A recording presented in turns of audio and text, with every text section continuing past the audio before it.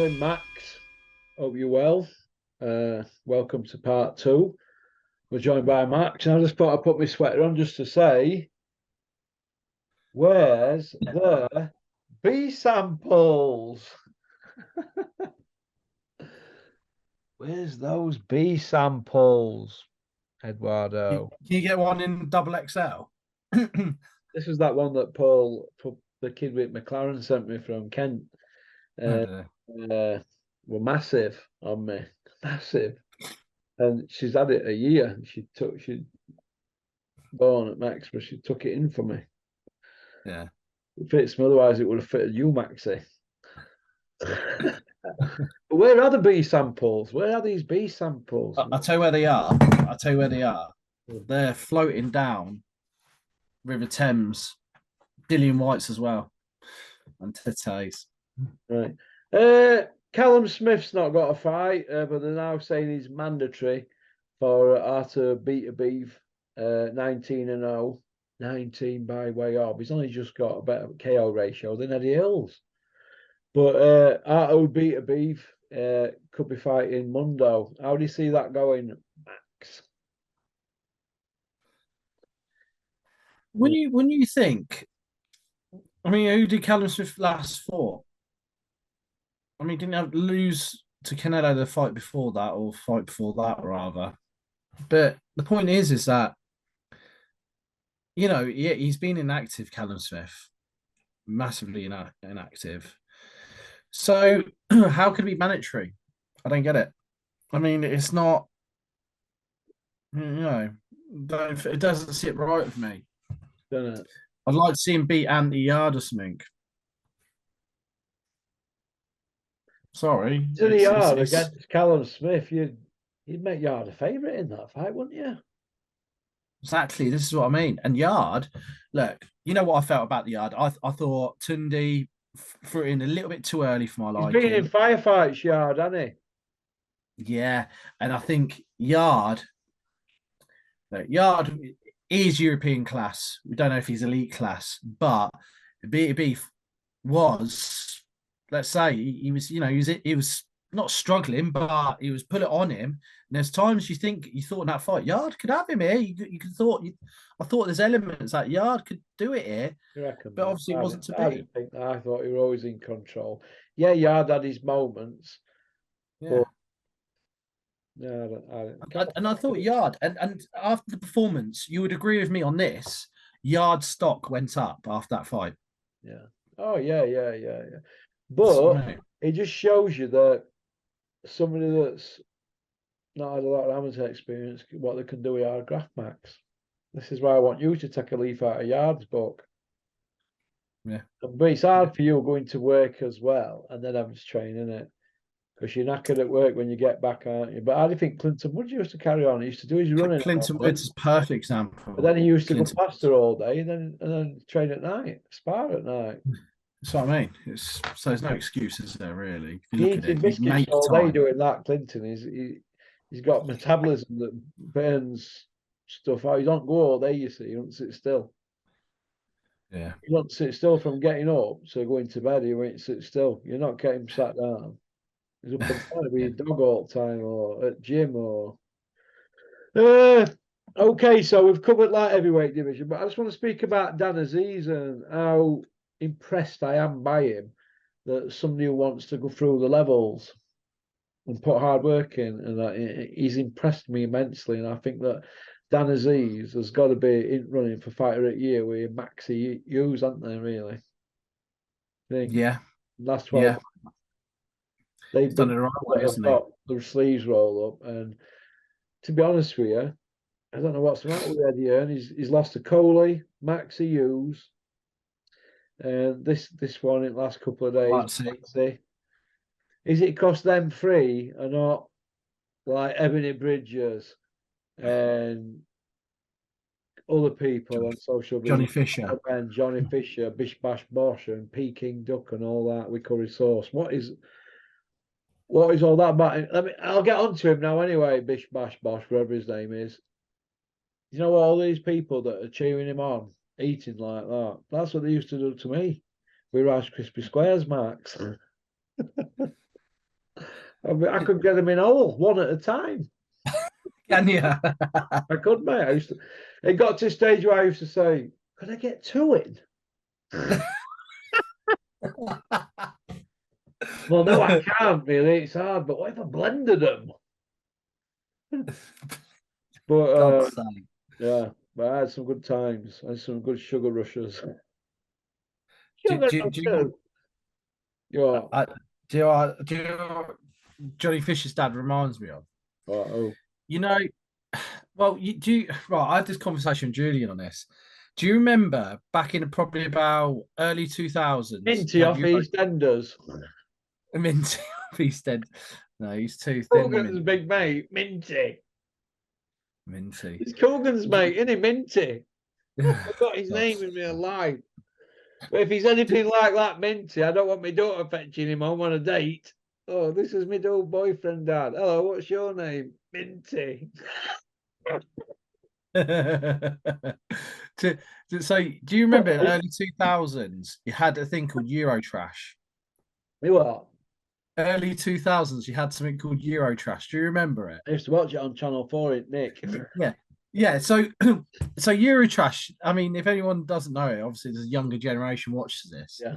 So you've got Eurotrash. People are desperate to be famous, right? Desperate, absolute desperate. So they'll eat something like obscene, like a toenail, to get just famous. Yeah. And Johnny Fisher's dad reminds me of that a little bit. He'll do anything to get views if it's obscene. I mean, see that video of putting curry sauce down himself? That's the thing what Eurotrash would air. You know what I mean? Pouring it on him or down his. Yeah, it was pouring it on. It was pouring it on himself. Drinking the curry sauce or pouring it on his body? Pouring it on his body. On his chest or his. Where? Yeah.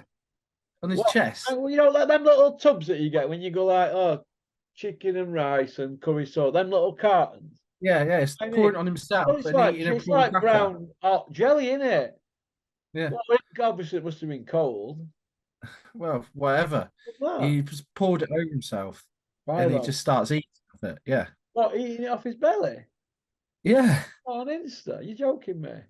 Well, no, I think it was. I don't know. Someone shared it. I can't remember who. If anybody's got it and they're on WhatsApp, I've got my number. Send it to Big P. I want to see this. He's pouring food on his body. Well, yeah. Like them videos he does where he reads a menu off, but it's in his head, in his stored, in his muscle memory. And he's like, Peking duck, fish and chips, pie and peas, all that, reading it all, whatever Chinese food. He's reading all this out. And then he's pouring food on himself. Oh my God. What's Eddie Hearn got him doing? What are they performing seals or something for him? I was just thinking. And obviously he's doing his own tour, isn't he now? Who's doing a tour? Johnny Fisher's dad. Well, like a John Fury tour. Yeah, just like that. Fury tour. Oh, an evening with Johnny Fisher's dad. Johnny Fisher's dad. Who's going to want to go see that? I'll send you this tour thing. It's on Insta. Hang on a minute. So this novice, right, who's had an handful of fights against wastemen, his dad's doing evenings with on the strength of his novice son, who's just sent you it. All these Chinese food that he gets for free. Yeah. You know what it reminds me of? You know Charlie and Chocolate Factory? Kid that jumps into chocolate sea. That's you, Max, when you were a kid. Yeah, probably, yeah. Factory. Yeah. I've sent you across WhatsApp now. His tour. Oh. What's this here? Big John on tour. Oh my God. Oh my God. Hang on a minute. Right, your number ain't on front, is it? Look at that, boys and girls. Look at that. Big John on tour. Hey? What else? There's Porky. Do you know any funny boxing car stories? Yeah, I could tell you a few boxing funny car stories, Max. What do you mean, like who drives what? Well, one who drives what or whatever. Well, I can tell you one that springs to mind. This is obviously the story around the campfire. You know, Big David Price, big truck. Yeah. Well, he's supposed to have pushed Tom Little, his car. It was in an automatic. It wouldn't start, so he said, "Give me a push." So Big Price has gone, knock it in neutral, and then put it in second, and it'll fire up. So they're pushing him around. Know what happening? Because it was auto, wasn't it? Yeah. Like a Is it? big Price, they were showing everybody outside, Jim, how strong you are. Ended up pushing it all over the village. Before he went, here, come here, lad. Let me show you how to do it. It's an auto, lad. Well, that's a funny one. I could tell you loads of funny ones. Obviously the Peter Fury took me in. Peter Fury Jr. took me in a golf, one of them performance golf, petrol one. 115 or 30 zone, mate. It's frightened me to death. Frightened me to death, honestly. You of all people. Me of all people, because I thought, well, what's going on here? Honestly, and that was scary. He took Bunny out in it as well. Bunny says, "Oh, I've got a treat for you later, Russ." I goes, "Oh, what's that?" He goes, "Peter's gonna give you a go in that golf." I goes, "Oh, brilliant." He goes, "He's gonna take you out in it first, show you how it all works and that." I went, "All right." So I gets in it. We get out of here. And we ended up near Warrington. And I saw his dad, Peter Fury Senior, pulling out this junction, a brand new Audi S8, top at range job. And he goes, "Oh, my dad's in." I thought, oh, thank God he's not going to slow down now. He didn't. He went, overtook him on the side of the road. And I'm there like that with my face outside the window. He was there like that, slow lane doing 30. His dad like that, was laughing at me. I've never been so happy to get out of a car in all my life. I swear to God, honestly. But he can drive as well, the kid. But it frightened me to death. It takes a lot to scare me, Max, you know that, but it was Yeah. Well, big runs. I'll tell you what, I wetted my nappy a little bit when I was in that beam with you, but just a little bit. Well, it took you up Brayfell, Max. Only 1 mile. I'm sorry, but the speed of that car. Took you 1 mile, man. Not to 80 in about a few seconds. More than that, come But, on. I wrote something down. Trying to think. I can tell you a couple of good story ones. I'll tell you a car, and this is a good one. I'll tell you, I stuck this car in at the end of the story. I used to knock cars out with a kid from Kilnest, and with his old partnership, I went round his house and I said, "I need some more dough for Auto Trader." He went, "Oh, all right." Anyway, then I squared one after, and the following month it was his turn. I went round, "I need some more dough for Ad." He's like, "Ah!" I'm bailing out.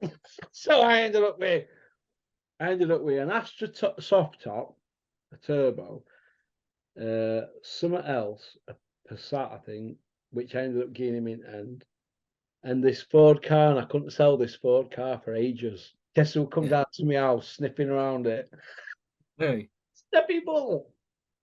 seriously? Steppy Bull come down. He said, "I had a treadmill in my house." He goes, "Oh, that's all right. What did you give for that?" I goes, "Give a fortune for it." He goes, "I only got 8 kilometers on it. You want to sell it?" I went, "Yeah, go on then." So, because all I was doing was hanging clothes, and I was about 18, 19 stone then. I thought, I've lost 9 stone, don't need treadmill. I've only been on it 8 times, 1 kilometer walk a time. So he took it anyway. This was a car. I went, "Oh, you could take that as well if you want." He took it, put us on his mate's pitch, had it there ages.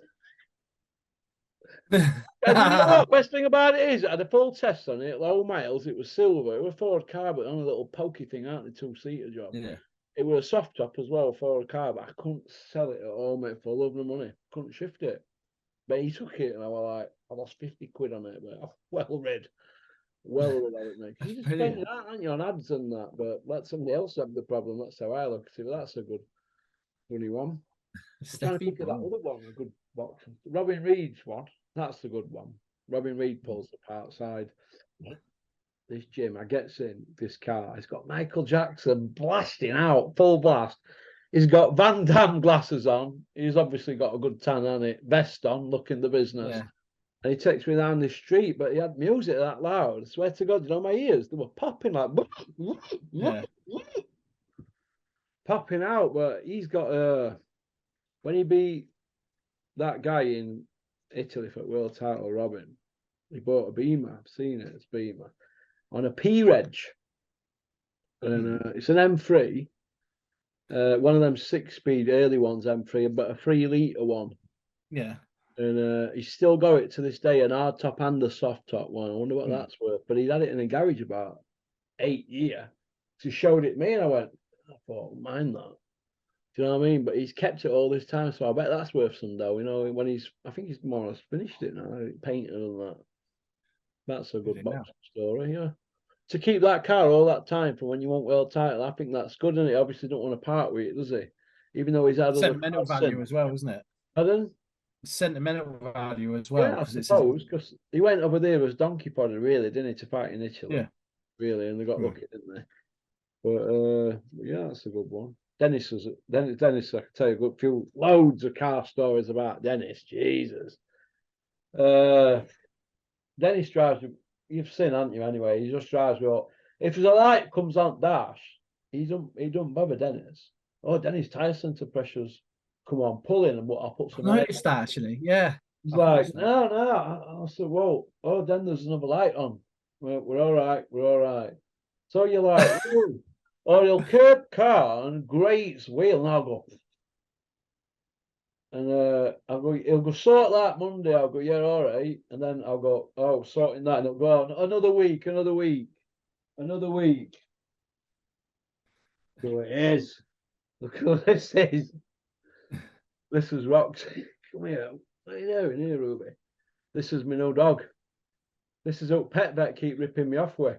Don't go to Pet Vet at Dalton, the robbers. Sorry, isn't she? Shane gave me his dog pound. Hello. What's Rocky like with her? Not good. Don't speak. Well, they don't speak, do they? They're not. He's unhappy because he's not used to other dogs, is he, Rocky? Hang on, you just lock your son in there. That won't good, was it? Go on, Scoot. No, Rocky's not. He don't like her. He don't. Oh no, it's not keen. He's because he's not been around other dogs, has he? It's only been me, hasn't there? So it's Well, he sat with his head to the wall for 2 days. Won't even look at anybody. Sulking. I've never seen no like it, and I thought, whoa. So he's done me head in really, because I wasn't really bothered about having another dog. But hey ho, I'm not going to knock a baby back, am I? Not a pedigree.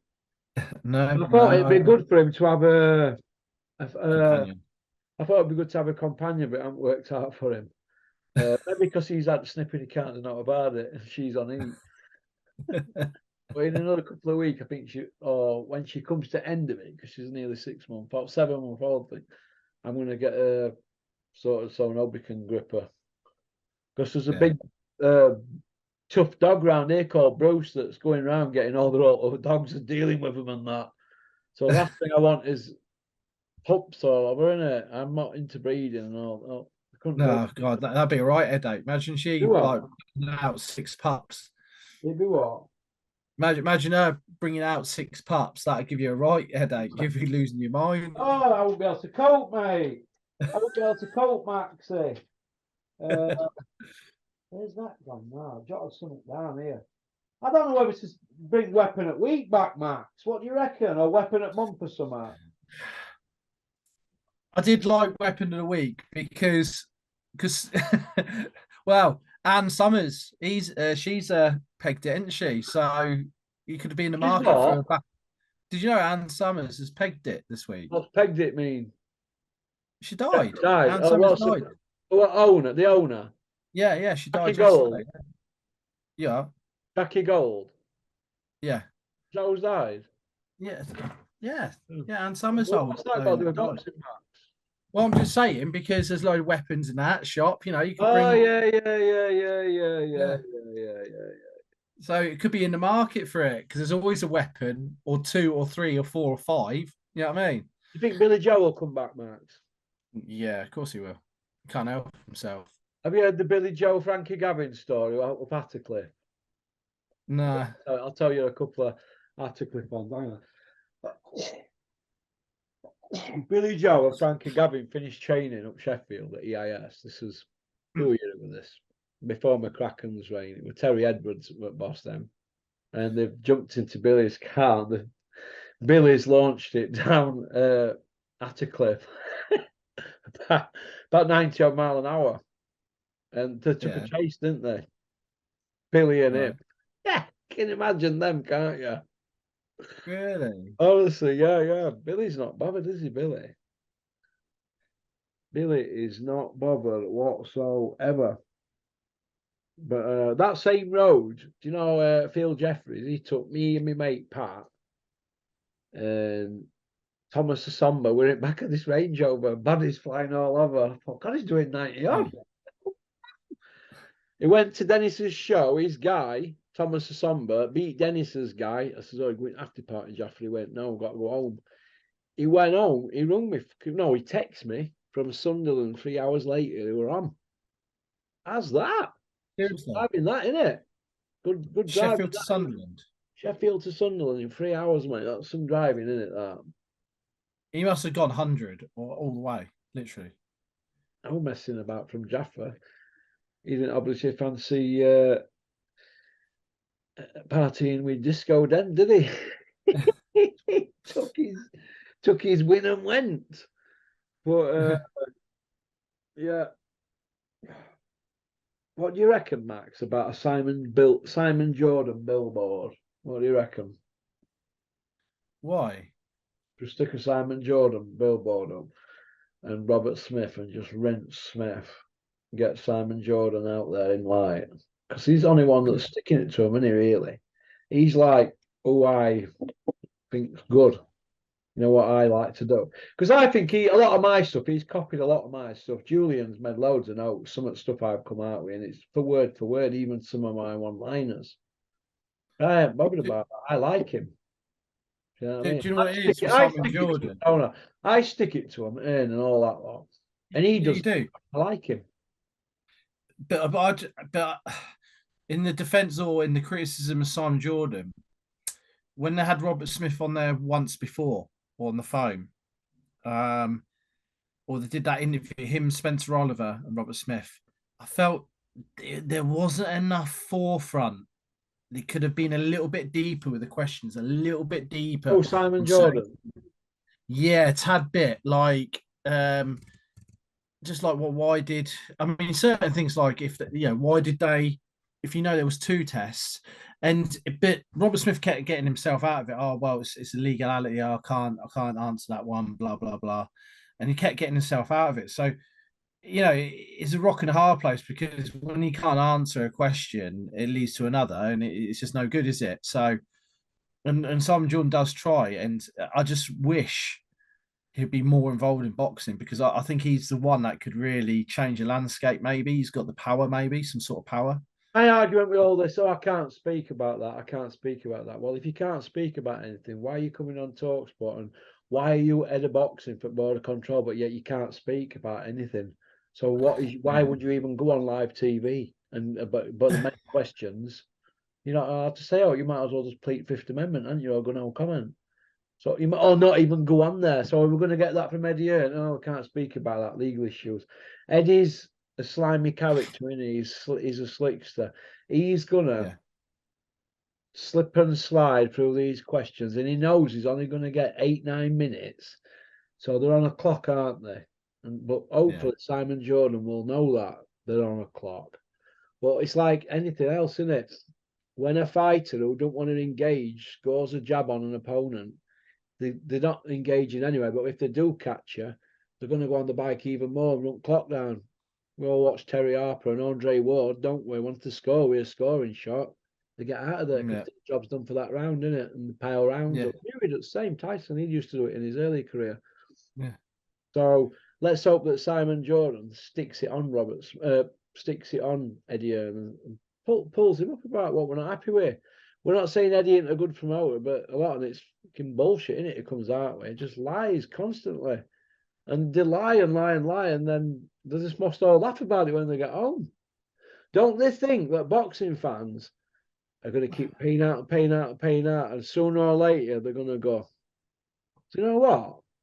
We're not even getting what we want. What fights are we getting what we want? Have we got the welterweight division locked down? Is it Spencer Crawford? Nobody knows. Is the middleweight division locked down? No. Is light heavyweight? No. Bivol and Baturbia. Heavyweight, there's Fury and Usyk. So there's all these odds and ends to tie up. But have we noticed? None of these people can seem to sort it, but they all want to sort fights where they know they're going to win. But when the fans are not getting the right fights, it only needs them to go too far and just take Mickey too much for people to say, do you know what? No, I'm not paying it no more. Because why should we pay pay-per-view for Tommy Fury, who's a very poor novice? He might go on and win 20 world titles, I don't know. But at the moment, he's a early 20s-year-old. Is he 22, 23? He's a novice and a very raw novice against a kid that's never fought a boxer. But yet, they're charging 20 quid for that. And how's it got to this, Max? Please tell me. Look at Jake Paul's fight, and then people are going to argue on this. Jake Paul still dropped him. He did. Yeah, Jake Paul dropped him, and shush. Do you know what I mean? Could you imagine, like I just said there, Vidal Riley would touch him up, mate. It'd be a slaughterhouse job. Slaughterhouse job. I saw when I went to Dennis, saw Hannah Rankin fight 2 weeks ago, and they had an area title fight, a light heavy, and they had the English title fight. Ricky Summers won. Ricky Summers would beat Tommy Fury in the flash. The area title fight, light heavy, they'll both beat Tommy Fury. So, and it was decent level, and it was quality. And to be honest with you, he's got to. How are they not in the WBC ranking? And he is. This I don't understand it. And these lads are better than Tommy Fury. So it's messed up. Totally, it needs to be looking at. Yeah, it does, Max. It does. Dave Allen, you got to spend a bit of time with him, Malta. Did you put it on him, Max, and tell him you want to get it on? Max, you want like a little boy in his company, were you, Max? Dave, can have. You want Dave? Can have a selfie in it, were you, Max?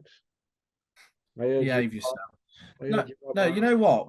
No, because you got to think Dave's looking for that big fight, isn't he now? So, and I don't know the ins and outs. I don't want to know into that. But I think he's an hard one to match now, because he's pretty crude, isn't he? He's fighting like he don't really care no more, so that might make him even dangerous if he don't care. You know what I mean? Because he just got no nerves when you don't care, don't you?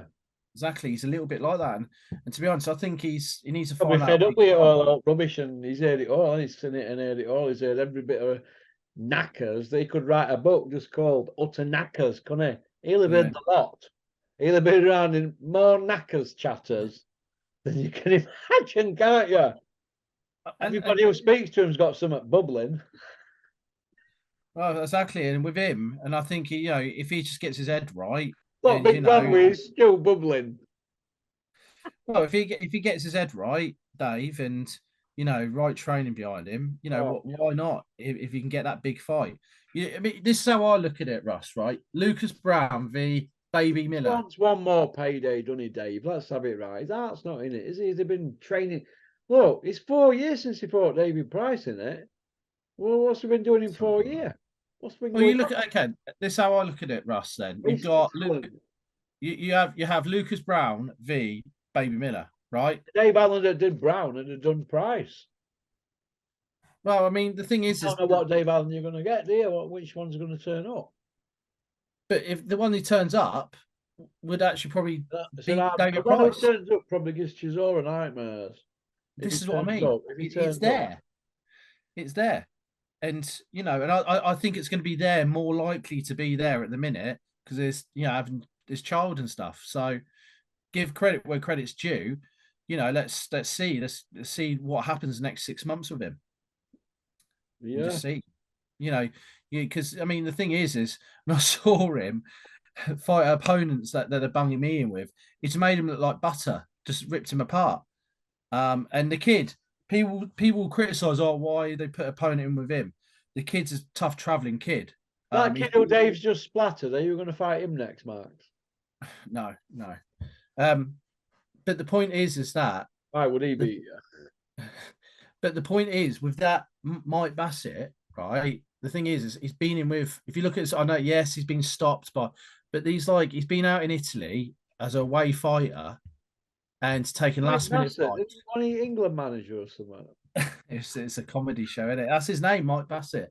Like, seriously, it is. Imagine Dennis saying to Dave Allen, "You're going to fight Mike Bassett." I bet Dave looked him up and thought, and then seen that it were. I think he did actually. I probably thought, this is one of Dennis's. Well, actually, at weigh-in, it's quite funny. At weigh-in, like they invited, he was behind a weigh-in thing, and he goes, heavyweight title, heavyweight fight, weight fighter Michael Bassett, and he looked at his guy with him, Dave. He goes, "Hey, what the fuck is this all about?" Then he goes, it's actually called John Smith, and Dennis probably said, "Look, tonight, son, you're going to be Mike Bassett." Yeah. Oh, big old Ron. Dennis likes that name, Ron, doesn't he? Dennis goes, "Here, there's a whiskey on my face. I don't drink whiskey. I only drink vodka, me, Dan, if I drink shorts." He goes, "You do now."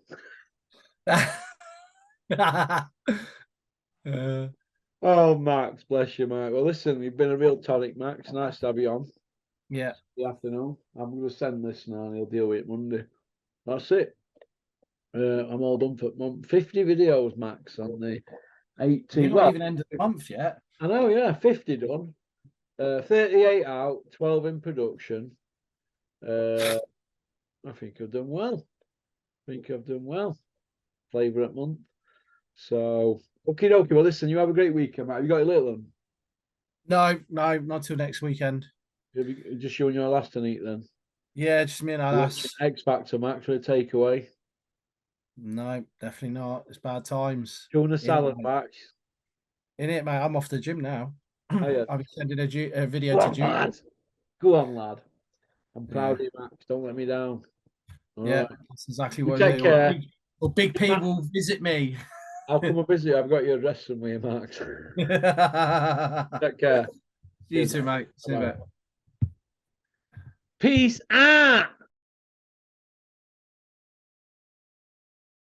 Porky's Corner is proud to be sponsored by Spartan Site Solutions. They are specialists in civil engineering and demolition contracts for the construction industry. Interested parties should visit their website or contact Porky's Corner for a referral at porkycorner@mail.com.